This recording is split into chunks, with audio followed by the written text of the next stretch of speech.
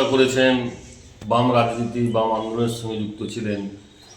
এই ৮০ ছুঁই ছুঁই বয়সে আপনি একটা বই লিখলেন, সংগ্রামী চন্দ্রকোনা। তো এই বইয়ে কি মূলত স্থান পেয়েছে? প্রথম আমি ৮০ বছর বয়সে পা দিলাম এবং আমার প্রস্তাবনাতে আমি উল্লেখ করেছি যে চন্দ্রকোনার ইতিহাস লিখতে গেলে অতীতের যা ঘটনাবলী তথ্য থাকা দরকার ছিল, আমার কাছে তা অনেকটাই অসম্পূর্ণ ছিল। তবুও আমি প্রচেষ্টা চালিয়ে দীর্ঘ প্রচেষ্টার ফসল হিসাবেই আমার এই বয়সে আমি চন্দ্রকোনার উপরে এই বই আমি প্রথম প্রকাশ করলাম এবং এই প্রকাশনাটা করেছেন আমাদের বরিষ্ঠ নেতৃত্ব কমরেড বিমান বসু ৫ই জানুয়ারি। এই বইয়ের মধ্যে উল্লেখ করা হয়েছে যে চন্দ্রকোনা, আজকের যে চন্দ্রকোনা দেখছেন এই চন্দ্রকোনা অতীতের চন্দ্রকোনা না। রাজন্যবর্গ, বর্ধমান রাজা, চন্দ্রকেতু রাজা দীর্ঘ ইতিহাস আছে। সেই ইতিহাসটা একটা প্রাচীন জনপদ এবং কলকাতা মহানগরীর পত্তনের পূর্বেও ঘাটাল মহকুমার মধ্যে চন্দ্রকোনা এবং ঘাটালের অস্তিত্ব ছিল। এটা মঙ্গল কাব্য স্থান আছে এবং সমস্ত কাব্য এবং তাছাড়াও যদি আজকের দিনে পুরাতত্ত্ব বিভাগ বা প্রত্নতাত্ত্বিক বিভাগ আরও গবেষণামূলকভাবে কাজ করে বা আগামী দিনের কোনো গবেষক যদি চন্দ্রকোনার উপরে, আমার বইয়ের মধ্যেও লেখা আছে যে গবেষকরা যদি এই নিয়ে কাজ করে তাহলে চন্দ্রকোনার প্রকৃত ইতিহাসটাকে তুলে ধরা সম্ভব। চন্দ্রকোনা যে জনপদটা গড়ে উঠল কি করে, তার কি কোনো আছে?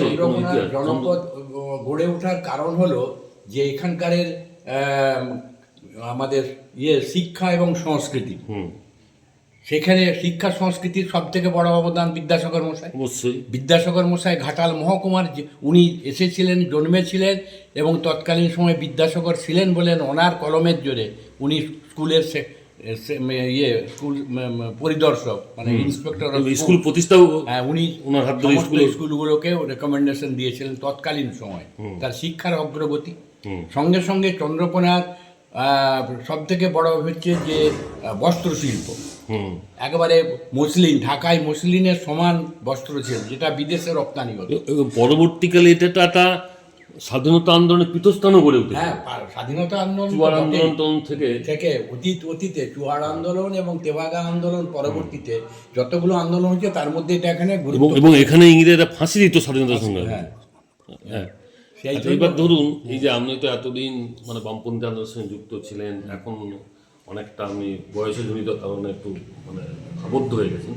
তো আপনার কাছে তো দেখি অনেক বিরোধী দলের মানে কর্মী নেতৃত্ব আসে এবং আপনার সৌহার্দ্যপূর্ণ সম্পর্ক বজায় রাখছে, প্রণাম টনাম করেন। এটা কি ছবি দেখছেন, কীভাবে নিচ্ছেন? প্রথম হলো যে আমার রাজনৈতিক জীবন ৫৫-৫৬ বছরের এবং বাম রাজনৈতিক জীবন প্রথম থেকেই বাম আন্দোলনের সঙ্গে যুক্ত। আমি যেদিন থেকে ১৯৭০ সাল থেকেই কমরেড সুকুমার সেনগুপ্তের হাত ধরে আমি কমিউনিস্ট পার্টিতে এসেছি এবং তা থেকে যা শিক্ষা গ্রহণ করেছি, ব্যাপকতম মানুষের ভিত্তি গণসংগ্রামকে গড়ে তুলতে গেলে মানুষের কাছে কতটা আপনজন বা কাছের মানুষ হওয়া যায়, সেই জন্য মানুষের সঙ্গে সুব্যবহার করা, ভদ্র ব্যবহার করা, আচরণ করা, এটাই হচ্ছে আমার প্রধান বিষয়।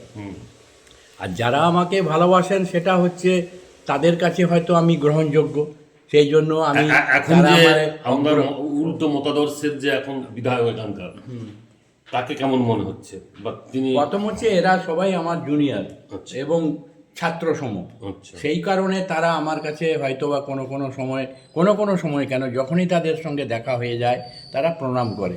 সুতরাং প্রণাম করা বা শ্রদ্ধা জ্ঞাপন করা একজন ব্যক্তির উপর নির্ভর করে।